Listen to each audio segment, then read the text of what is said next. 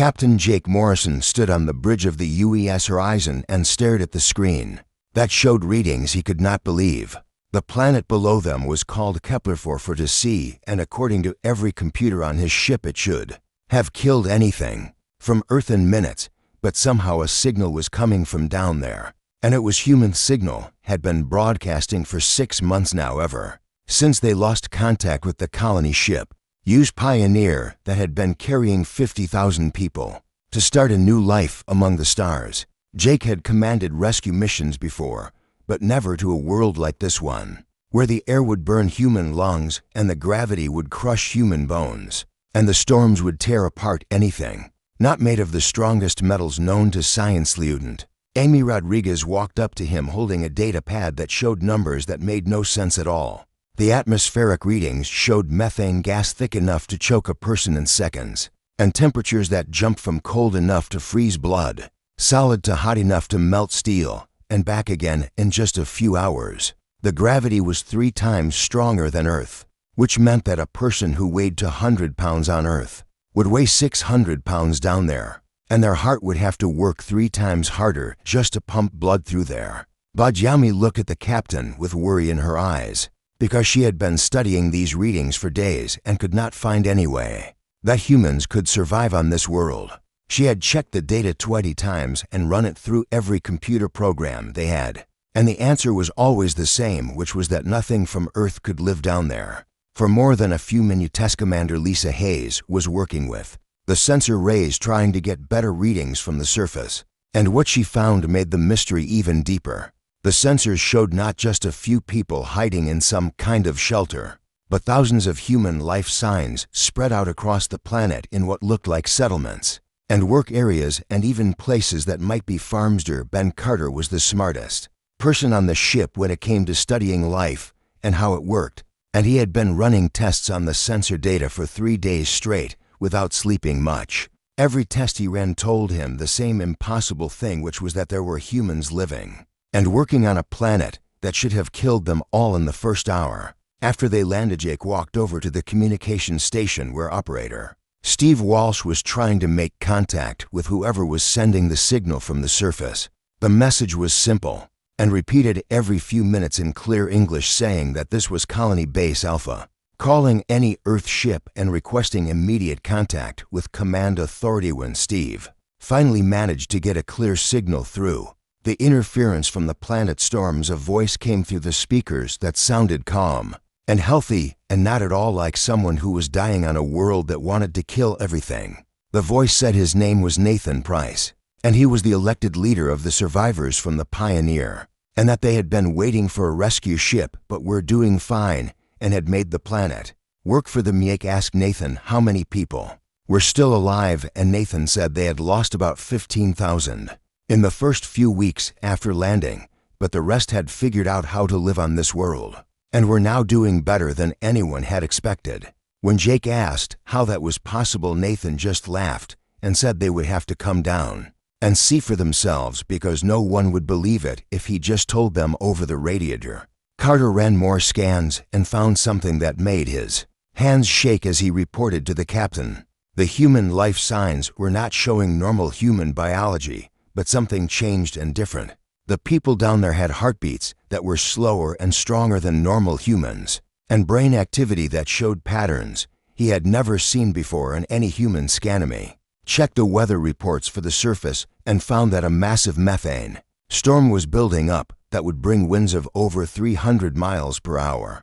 along with lightning that could kill a person from miles away, and temperature swings that would go from freezing to boiling in minutes. She told the captain that if they were going to attempt a landing, they would have to do it in the next 6 hours or wait for 3 weeks until the storm passed. Jake looked at his crew and knew they were all thinking the same thing, which was that this was impossible, but the evidence was right there on their screens. Humans were not only alive on Kepler-442c, but they seemed to be thriving on a world that every scientific model said should have been their Gravith. Captain made his decision and ordered the landing shuttle to be prepared for launch with a full scientific team and enough supplies for a week on the surface. He knew that what they found down there would either be the greatest rescue mission in human history or the discovery that would change everything they thought they knew about what humans could survive and beckon me. As the horizon moved into a lower orbit, Jake wondered if the people they were about to meet were still really human,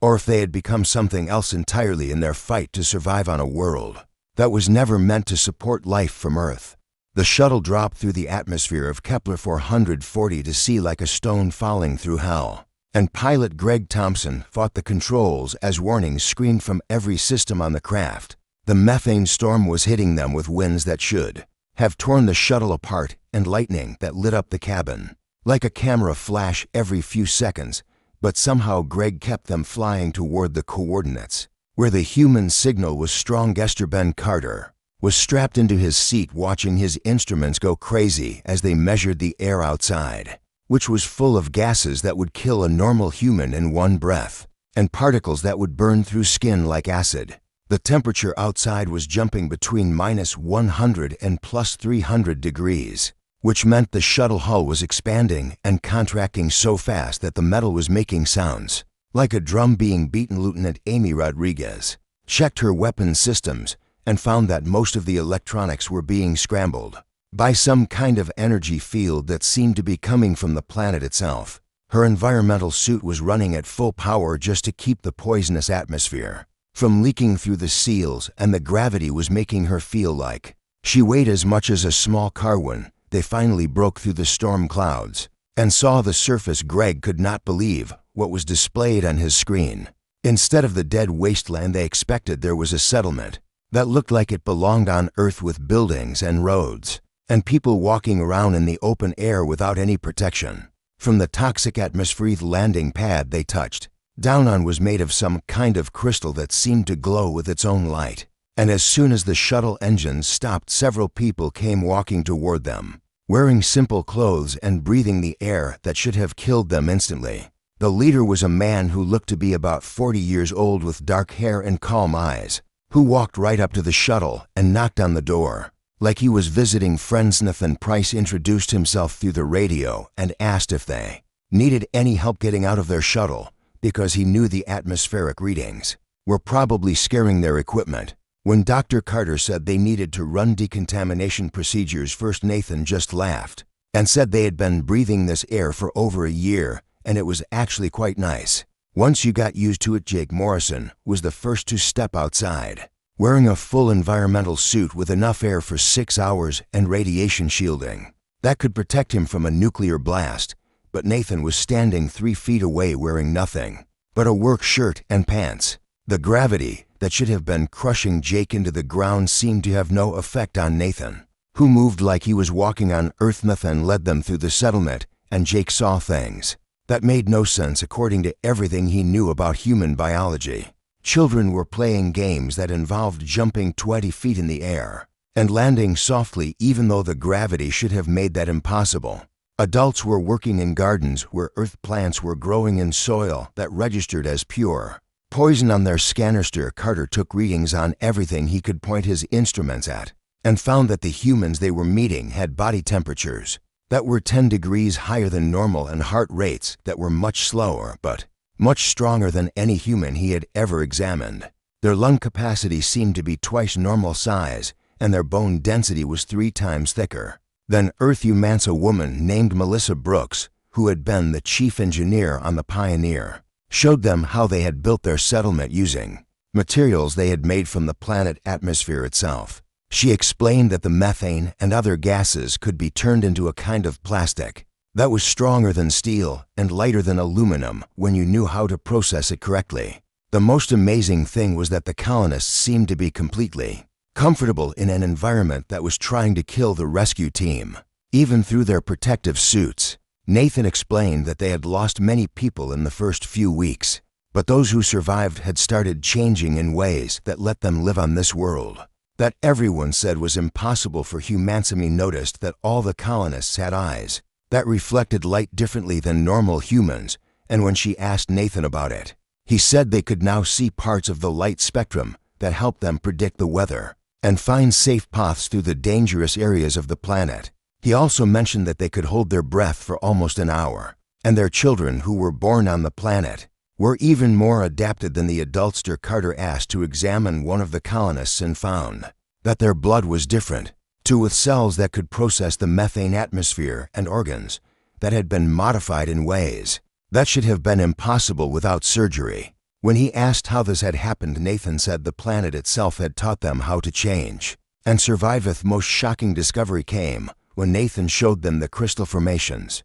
that were scattered throughout the settlement. These crystals seemed to pulse with energy, and when Nathan touched one it glowed brighter and made a sound like music. He explained that the crystals were how they communicated with the planet and how they learned what changes they needed to make to their bodies to survive. Ajak realized that they were not looking at human survivors who had found a way to hide from a hostile planet, but at humans who had somehow made peace with the world and changed themselves to become part of it. The question was whether these people were still human enough to be rescued, or if they had become something entirely new that belonged to this impossible world. As the day went on and Jake saw more of what the colonists had accomplished, he began to understand that they were not victims who needed to be saved, but pioneers who had succeeded in doing something that no human in history had ever done before, which was to adapt to a world that should have been completely uninhabitable and make it into a home. The rescue mission became much more complicated when the sensors on the horizon detected 12 alien ships dropping out of faster-than-light travel at the edge of the star system, and Commander Lisa Hayes recognized the energy signatures as belonging to the Galactic Council, which was the organization that controlled most of the known galaxy and had very strict rules about which species could do what and where. Captain Jake Morrison received a communication from the lead alien vessel that identified itself as the diplomatic ship of Ambassador Zethkar, who represented the hegemony, which was one of the most powerful species in the Council. The message was polite but firm in stating that any human activity on Kepler-4 was now under Council jurisdiction, and that all humans must be removed from the planet immediately for quarantine. And Studitor Ben Carter was working frantically in his laboratory aboard the Horizon, trying to understand how the colonists had survived and changed so dramatically in such a short time. His tests showed that their DNA had been modified in ways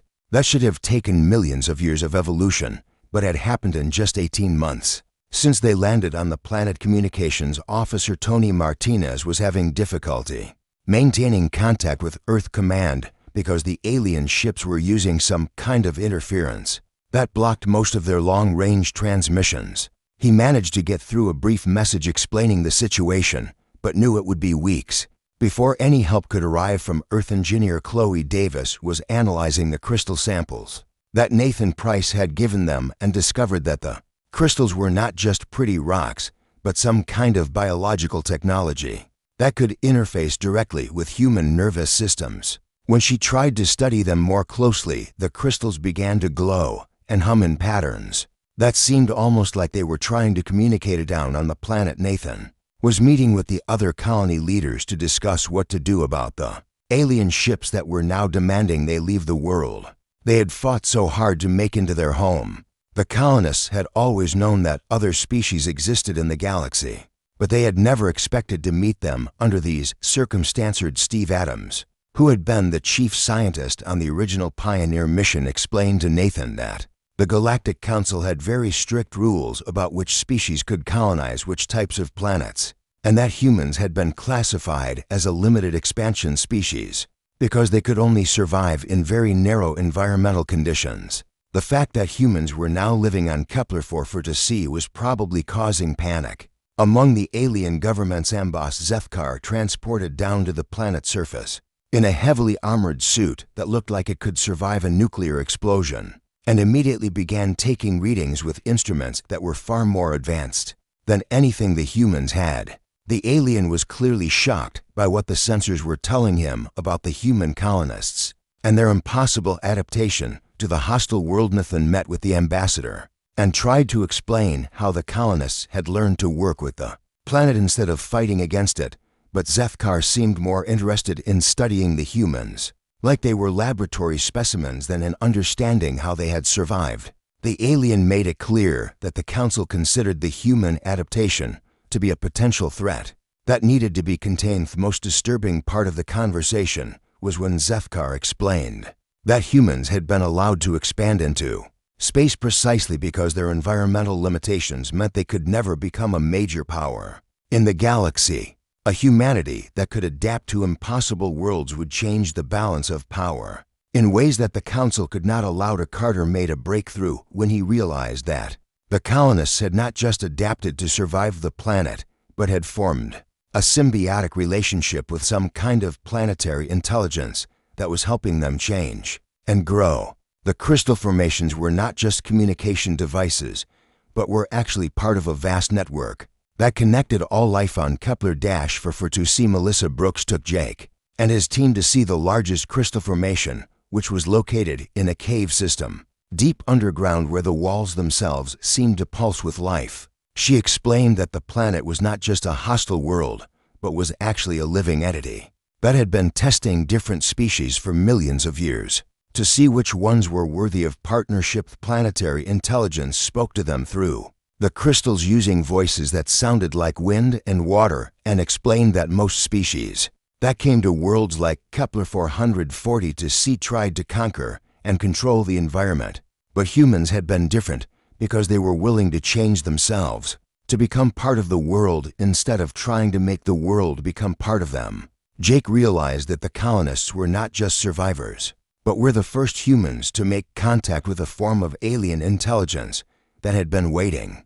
for a species that could adapt and grow and learn instead of just taking what they wanted. The planet had chosen humanity not because they were strong, but because they were flexible. The situation became more dangerous when more Council ships arrived, including military vessels that began to take positions around the planet in what looked like preparation for either an invasion or a quarantine that would cut off all contact between the colonists and the rest of humanity. Nathan made the decision that would change everything when he announced that the colonists would not be leaving Kepler 440 to sea voluntarily, because this was now their home and they had earned the right to stay by proving they could adapt and survive and work with the planet instead of against it. Crystal network began to glow brighter as if responding to the threat from the Council ships, and Jake realized that the colonists might have more protection than anyone realized because they were no longer just humans trying to survive on a hostile world,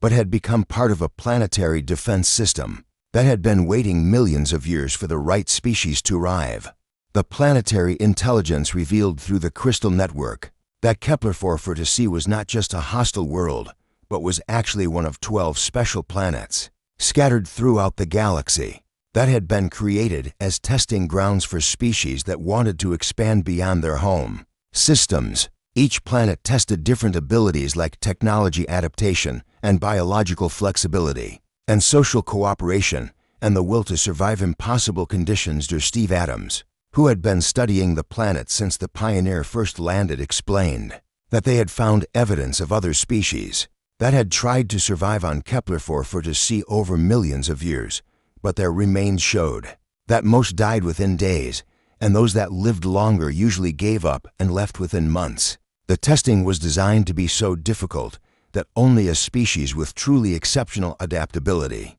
could pass. Planetary intelligence spoke through colonist Maya Gonzalez, who had become one of the strongest communicators with the Crystal Network, and explained that humans were the first species in over 2 million years to not only survive the testing, but to achieve true symbiosis with the planetary consciousness. This had never happened before, and it meant that humanity had earned something that no other known species possessed. Adambasar Zethkar was clearly disturbed by this revelation, because it meant that humans had accomplished something that the most advanced species in the Galactic Council had failed to achieve. The testing planets had been known to the Council for thousands of years, but they had been written off as impossibly dangerous worlds that served no purpose, except as warnings about the dangers of uncontrolled expansion. The situation became much more serious when War Master Velter arrived with a battle fleet of 50 ships, representing the combined military might of the Galactic Council. The War Master was a member of the Dominion species,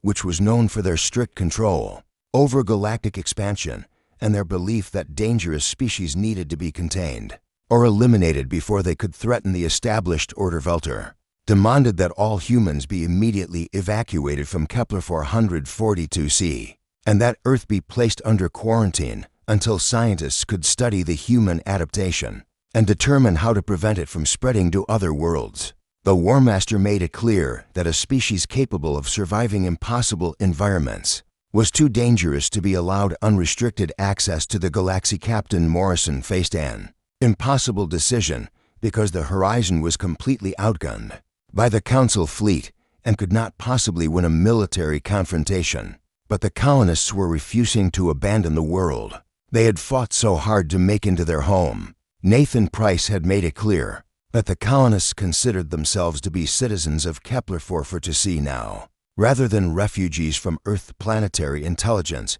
began to respond to the threat by changing the weather patterns around the planet, and the crystal formations started to resonate with energy that was affecting the electronics on both the human and alien ships. Dr. Carter realized that the symbiosis between the humans and the planet meant that any attack on the colonists would be seen as an attack on the planetary consciousness itself. Nathan gathered the colony leaders, including engineer Alex Turner and communications specialist Chloe Davis, to plan their response to the Council ultimatum. They had weapons that were made from crystallized atmospheric gases and defensive systems that used the planet storms for power, but they were still just a few thousand people against a galactic military. For Seth, most shocking discovery came when the planetary intelligence revealed that the testing worlds were connected to each other through a network that spanned the entire galaxy, and that humanity passing the test on Kepler-442c had activated similar testing protocols on the other 11 worlds. Somewhere in space there were other human colonies that were probably going through the same adaptation process. Melissa Brooks had been working with the Crystal Network to understand the full scope of what was happening and learned that the testing worlds had been created by an ancient species that had disappeared millions of years ago, but had left behind these planets as a way to identify species worthy of inheriting their advanced technology and knowledge. The Council fleet began to move into attack positions around Kepler-442c, but the planetary defense systems that had been dormant for millions of years started to come online. Energy fields that could disable spacecraft began to form around the planet, and the Crystal Network started broadcasting on frequencies that interfered with the alien ship's navigation and communication systems. Jake realized that the battle for Kepler-442c was about much more than just one human colony, because it would determine whether humanity would be allowed to continue expanding into the galaxy or would be forced back to Earth and kept under permanent supervision by species that feared what humans might become. The colonists made their final preparations for what they knew would be either their last stand or their first step toward becoming something greater than any species in the known galaxy. They had learned to survive on an impossible world, and now they would have to prove that they deserved the right to keep what they had earned. Nathan stood in the main crystal chamber and felt the planetary intelligence flowing through his mind as it prepared to defend its new partners against those who would deny them the right to grow and adapt and become the bridge between the old galaxy and whatever was coming next. The test was far from over, and the real challenge was just beginning. 6 months after the Battle of Kepler-442c, the Galactic Council faced a completely transformed political situation, as humanity had established successful colonies on 7 of the 12 trial worlds,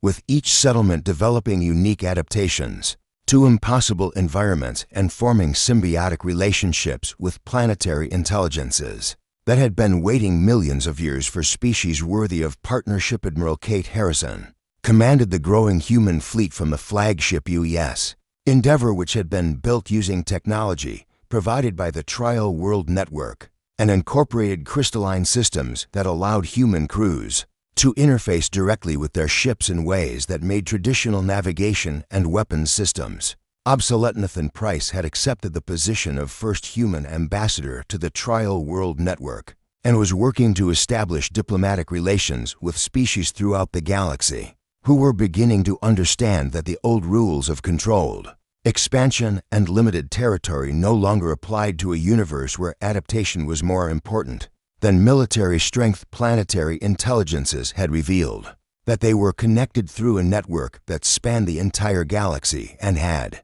been created by an ancient species called the Builders, who had disappeared eons ago, but had left behind the trial worlds as a test to identify species capable of inheriting their vast technological and philosophical legacy. Carter, now permanently modified to survive in multiple extreme environments, led research teams that were helping other species begin their own adaptation processes, and discovered that the ability to change and evolve was not unique to humans, but could be developed by any species willing to embrace transformation, rather than clinging to biological limitations. In Kepler-4 for to see children played in gardens that grew food from 12 different worlds, while breathing atmosphere that would have killed their great-grandparents, and learning to see colors that existed beyond normal human perception. These children represented not just humanity's survival, but its transformation into something the galaxy had never seen before. The Galactic Council found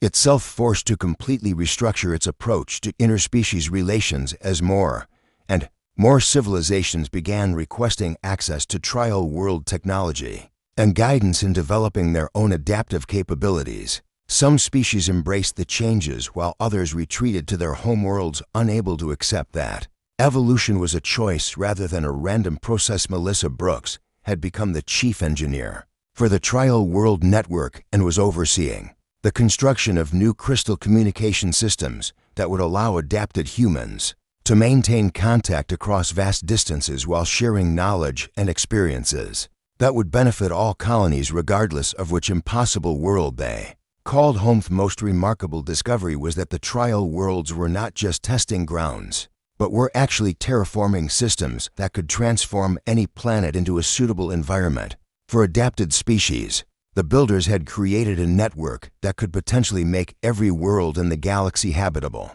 for species willing to undergo the adaptation process. Jake Morrison remained as permanent guardian of the first trial world and watched as the horizon was upgraded with crystal technology that made it capable of traveling between star systems at speeds that conventional physics said were impossible. The ship had become a bridge between old Earth and the new human colonies that were spreading throughout the galaxy. Steve Adams discovered that the adaptation process was accelerating with each new generation as children born on trial worlds inherited not just the physical modifications of their parents, but also the ability to communicate directly with planetary intelligences and to develop new capabilities as needed for survival in different environments. Trial World Network began broadcasting educational programs to every inhabited system in the galaxy, explaining that evolution was not a destination, but a continuous process of growth and adaptation. Species that had been considered primitive because of their environmental limitations were suddenly recognized as having enormous potential for development. Martinez established the first intergalactic communication system using crystal relay stations that could send messages across distances that had previously required months or years of travel. The network made it possible for human colonies to coordinate their expansion and share discoveries that would benefit all adapted humans. Maya Gonzalez had become one of the most powerful human interfaces with the planetary consciousness and could now communicate with multiple trial worlds simultaneously while coordinating terraforming projects that would create new habitable worlds for species, beginning their own adaptation journeys. The final message from the Trial World Network was broadcast to every corner of the galaxy, announcing that the age of species barriers and territorial restrictions was ending, and that a new era of cooperative evolution was beginning, where the only limitation would be the willingness of species to change and grow and become something greater than they had been before. Captain Morrison, looking out at stars that now held dozens of human colonies adapted to impossible conditions, understood that humanity's greatest adventure was not behind them but was just beginning. In a universe that had told them they were not meant to survive, humans had done more than endure and had become the teachers of survival and adaptation for an entire galaxy that was learning that evolution was the key to unlimited possibilities. Children of Kepler-4 for to see and the other trial worlds would grow up in a galaxy where being human meant something completely different than it had for their ancestors, because they would be citizens of worlds that had tested them and found them worthy of partnership with intelligences older than recorded history. The story of humans who were not meant to survive had become the story of humans, who had learned that survival was not about enduring impossible conditions, but about embracing the changes necessary to make impossible conditions into new opportunities for growth and discovery that would continue for as long as there were new worlds to explore and new challenges to overcome.